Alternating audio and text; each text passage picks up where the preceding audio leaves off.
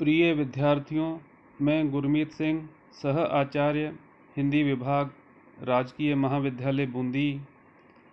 आज के मेरे ई व्याख्यान का विषय बीए तृतीय वर्ष हिंदी साहित्य प्रथम प्रश्न पत्र के अंतर्गत राष्ट्र कवि मैथिली शरण गुप्त के काव्य से संबंधित है। आज हम मैथिली शरण गुप्त के काव्य की विशेषताओं के बारे में चर्चा करेंगे। सर्वप्रथम मैथिली शरण गुप्त के कृतित्व एवं व्यक्तित्व के बारे में हम पहले जानते हैं। राष्ट्र कवि मैथिली शरण गुप्त हिंदी के प्रसिद्ध कवि थे। हिंदी साहित्य के इतिहास में वे खड़ी बोली के प्रथम महत्वपूर्ण कवि हैं। उन्हें साहित्य जगत में दद्दा के नाम से संबोधित किया जाता था। उनकी कृति भारत भारती 1912 भारत के स्वतंत्रता संग्राम के समय में काफ़ी प्रभावशाली सिद्ध हुई थी। इसी कारण महात्मा गांधी ने उन्हें राष्ट्र कवि की पदवी से संबोधित किया था। उनकी जयंती प्रतिवर्ष 3 अगस्त को कवि दिवस के रूप में मनाई जाती है। जीवन परिचय। मैथिली शरण गुप्त का जन्म 3 अगस्त 1886 चिरगांव उत्तर प्रदेश में हुआ था। विद्यालय में खेल कूद में अधिक ध्यान देने के कारण इनकी पढ़ाई अधूरी रह गई। तत्पश्चात इन्होंने घर में ही हिंदी, बंगला, संस्कृत साहित्य का अध्ययन किया। गुप्त जी आचार्य महावीर प्रसाद द्विवेदी के संपर्क में आए। उसके बाद उनकी कविताएं खड़ी बोली में सरस्वती में प्रकाशित होना प्रारंभ हो गई। गुप्त जी की रचनाएं महाकाव्य के अंतर्गत इन्होंने 2 महाकाव्य लिखे हैं। पहला साकेत और दूसरा यशोधरा। खंड काव्य के अंतर्गत जयद्रथ वध, भारत भारती, पंचवटी, द्वापर, सिद्धराज, नहुष, झंकार, युद्ध, जय भारत, काबा और करबला, शकुंतला आदि प्रसिद्ध खंड काव्य इनके द्वारा लिखे गए। उच्छ्वास इनकी कविताओं का संग्रह है। काव्यगत विशेषताएं। गुप्त जी स्वभाव से ही लोक संग्रही कवि थे और अपने युग की समस्याओं के प्रति विशेष रूप से संवेदनशील रहे। उनका काव्य एक और वैष्णव भावना से परिपोषित था, तो साथ ही जागरण व सुधार युग की राष्ट्रीय नैतिक चेतना से अनुप्राणित भी था। गुप्त जी के काव्य की विशेषताएं इस प्रकार उल्लेखित की जा सकती हैं। पहली विशेषता है राष्ट्रीयता और गांधीवाद की प्रधानता। गुप्त जी के काव्य में राष्ट्रीयता और गांधीवाद की प्रधानता है। इसमें भारत के गौरवमय अतीत के इतिहास और भारतीय संस्कृति की महत्ता का ओजपूर्ण प्रतिपादन है।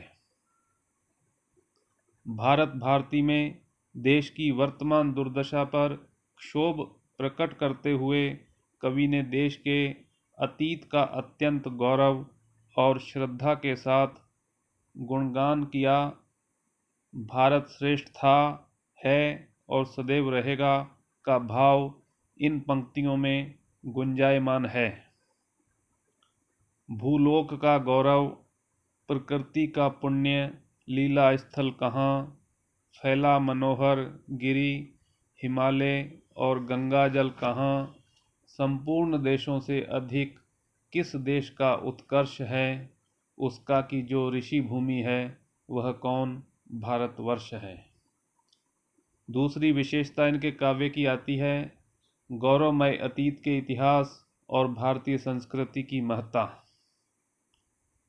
एक समुन्नत, सुगठित और सशक्त राष्ट्रीय नैतिकता से युक्त आदर्श समाज, मर्यादित एवं स्नेह सिक्त परिवार और उदात्त चरित्र वाले नर नारी के निर्माण की दिशा में उन्होंने प्राचीन आख्यानों को अपने काव्य का वर्ण्य विषय बनाकर उनके सभी पात्रों को एक नया अभिप्राय दिया है।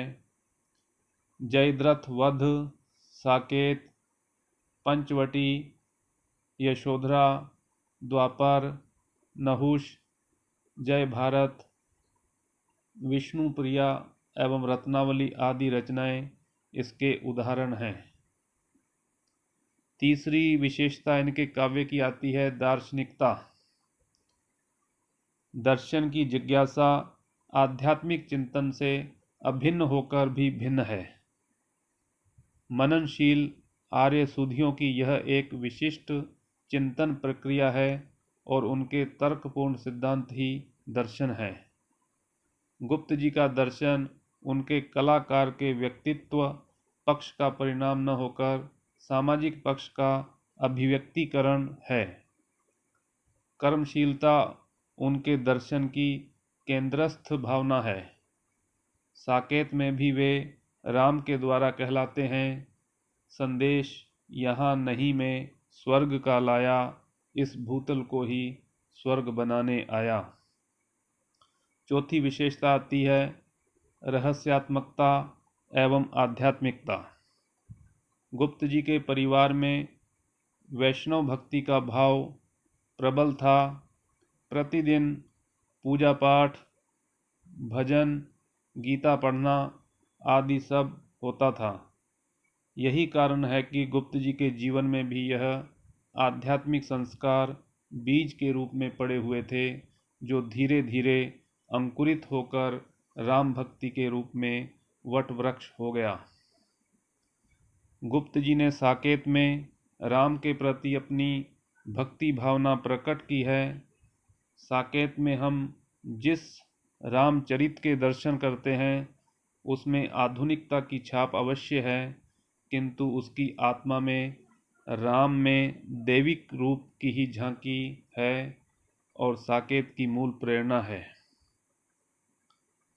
जिस युग में राम के व्यक्तित्व को ऐतिहासिक महापुरुष या मर्यादा पुरुषोत्तम तक सीमित मानने का आग्रह चल रहा था, गुप्त जी की वैष्णव भक्ति ने आकुल होकर पुकार की थी, राम तुम मानव हो, ईश्वर नहीं हो क्या? विश्व में रमे हुए नहीं सभी कहीं हो क्या? तब मैं निरीश्वर हूँ, ईश्वर क्षमा करे, तुम न रमो तो मन तुम में रमा करे। पांचवी विशेषता उनके काव्य में आती है नारी मात्र की महत्ता का प्रतिपादन। नारियों की दुर्वस्था तथा दुखियों, दीनों और असहायों की पीड़ा ने उनके हृदय में करुणा के भाव भर दिए थे। यही कारण है कि उनके अनेक काव्य ग्रंथों में नारियों की पुनर्प्रतिष्ठा एवं पीड़ित के प्रति सहानुभूति झलकती है। नारी दशा को व्यक्त करती हुई उनकी यह पंक्तियां पाठकों के हृदय में करुणा उत्पन्न करती हैं। अबला जीवन हाय तुम्हारी यही कहानी, आंचल में है दूध और आंखों में पानी। छठी विशेषता आती है उनके काव्य की प्रकृति वर्णन। गुप्त जी के काव्य में प्रकृति प्रेम अपने मनोरम वातावरण में उभर कर सामने आया है। गुप्त जी द्वारा रचित खंड काव्य पंचवटी में सहज वन्य जीवन के प्रति गहरा अनुराग और प्रकृति के मनोहारी चित्र हैं। उनकी निम्न पंक्तियां आज भी कविता प्रेमियों के मानस पटल पर सजीव हैं। चारु चंद्र की चंचल किरणें खेल रही हैं जल थल में, स्वच्छ चांदनी बिछी हुई है अवनी और अंबर तल में। पुलक प्रकट करती है धरती हरित तृणों की नोकों से, मानो झीम रहे हैं तरु भी मंद पवन के झोंकों से। सातवीं व अंतिम काव्यगत विशेषता उनके काव्य की है भाषा शैली। मैथिली शरण गुप्त की काव्य भाषा खड़ी बोली है। इस पर उनका पूर्ण अधिकार है। भावों को अभिव्यक्त करने के लिए गुप्त के पास अत्यंत व्यापक शब्दावली है।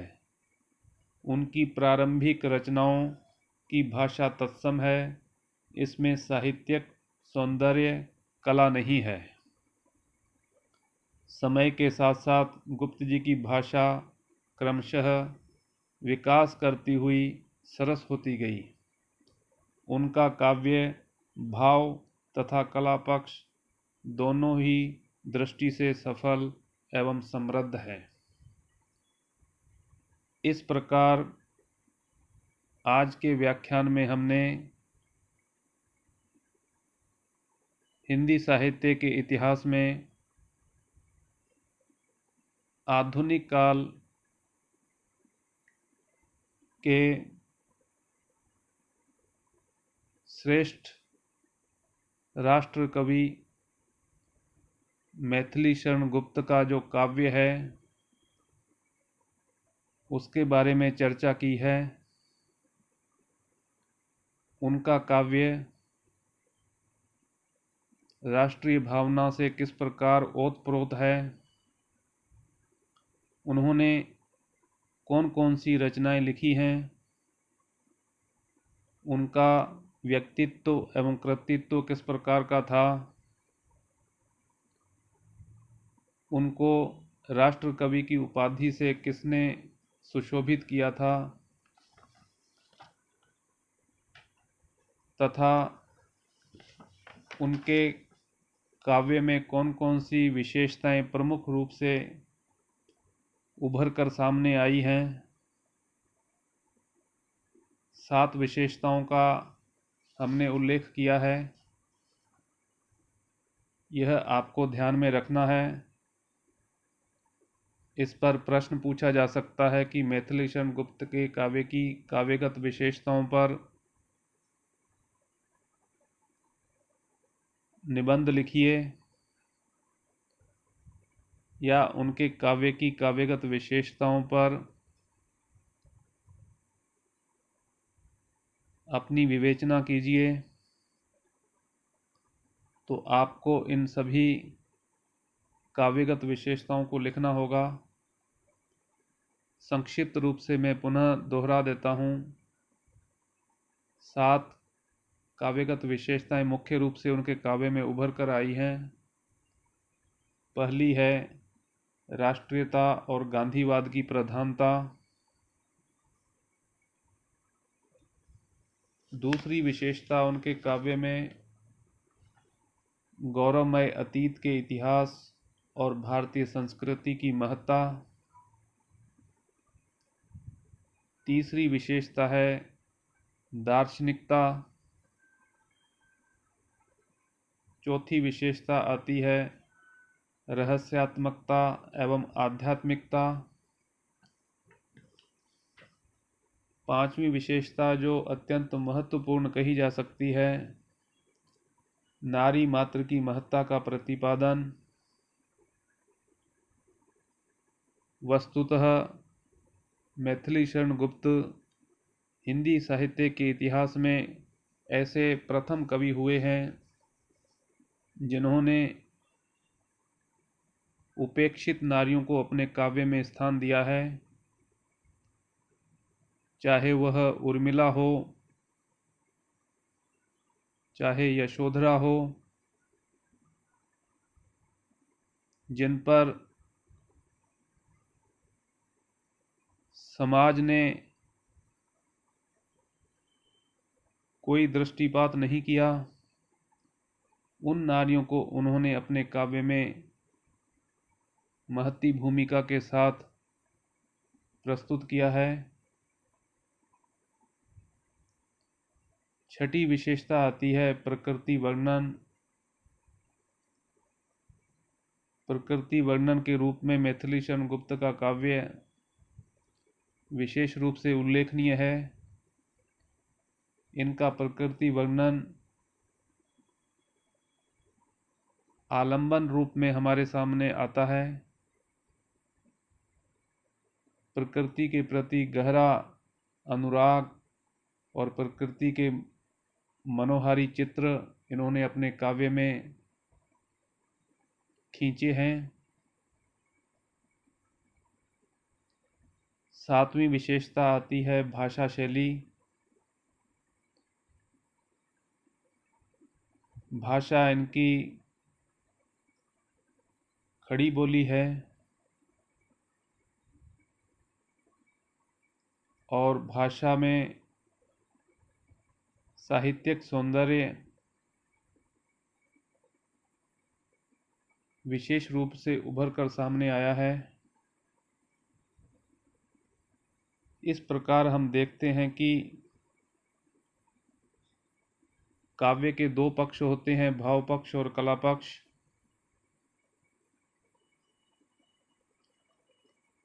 दोनों ही काव्य के पक्षों को मैथिली शरण गुप्त ने अपने काव्य में प्रमुख रूप से उल्लेखित किया है। अर्थात कहा जा सकता है कि इनका भाव पक्ष तथा कला पक्ष दोनों ही सफल एवं समृद्ध है। आज का व्याख्यान यहीं पर समाप्त होता है। अगला व्याख्यान अगले वीडियो में प्रसारित किया जाएगा।